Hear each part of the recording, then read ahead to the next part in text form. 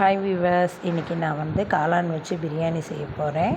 வாங்க எப்படி செய்யலான்னு பார்க்கலாம். அதுக்கு முதல்ல ஜாரில் பச்சை மிளகா போட்டுக்கோங்க. நான் வந்து காரம் கம்மியாக வேணுன்றதுனால 4 மிளகா தான் போட்டிருக்கேன். நீங்கள் தேவைக்கு தக்கன போட்டுக்கோங்க. அது கூட பூண்டு போட்டுக்கோங்க. இஞ்சியை பொடியாக நறுக்கி போட்டுக்கோங்க. அது கூடவே தக்காளியையும் பொடியாக நறுக்கி போட்டுக்கோங்க. அது கூட தேங்காய் சீலையையும் பொடி பொடியாக நறுக்கி போட்டு அது கூட ஒரு பட்டை போட்டுக்கோங்க. பட்டை வந்து நான் வந்து ஒரு சின்னதாக இருக்கிறதுனால 5-6 துண்டு போட்டிருக்கேன். பெருசாக இருந்தால் நீங்கள் 2-3 துண்டு போட்டுக்கலாம். ஒரு 10 கிராம்பு போட்டுக்கோங்க. அது கூட ஒரு ஸ்பூன் வந்து சோம்பு போட்டுக்கோங்க. போட்டு அதை நல்லா மிக்சியில் போட்டு நல்லா அரைச்சி எடுத்து வச்சுக்கோங்க. அது நல்லா மையாக அரைச்சிக்கோங்க. திப்பியாக இருந்தால் நல்லா இருக்காது. அதனால் அதை நல்லா மையாக அரைச்சி எடுத்து வச்சுக்கோங்க. அதுக்கப்புறம் குக்கரில் எண்ணெய் ஊற்றிக்கோங்க. ஊற்றி அதில் வந்து நம்ம காளானை நல்லா கழுவி அதை நல்லா பொடியாக நறுக்கி வச்சதையும் போட்டு அதை நல்லா வதக்குங்க. அது நல்லா வதங்கணும். அது வதங்கும் போதே நல்லா வாசனை வரும். அதனால் அது நல்லா அந்த வாசனை வர்ற வரைக்கும் அதை நல்லா வதக்குங்க.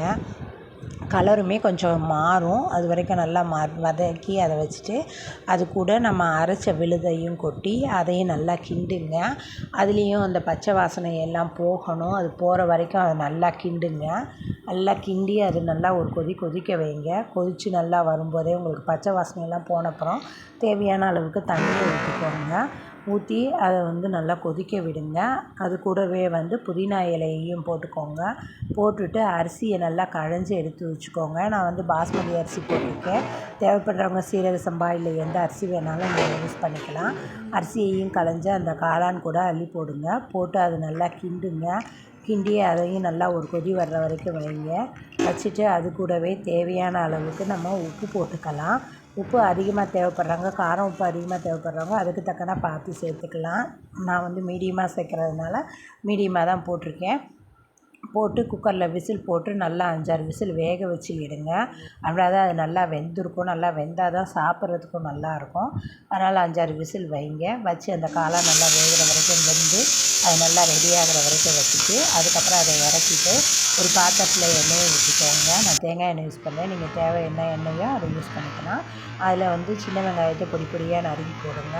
போட்டு அதை நல்லா வதக்குங்க. அது நல்லா ப்ரௌன் ஆகணும். நல்லா ப்ரௌன் ஆகிற வரைக்கும் அதை நல்லா வதக்கிட்டு அதுக்குள்ளே இங்கே விசில் போயிடும். குக்கரில் போன உடனே அந்த வெங்காயத்தை நல்லா ப்ரௌன் ஆனவுடனே அதையும் கொட்டி அதையும் கிண்டி இறக்கிங்கன்னா இந்த டிஷ் ரெடி ஆகிடும்.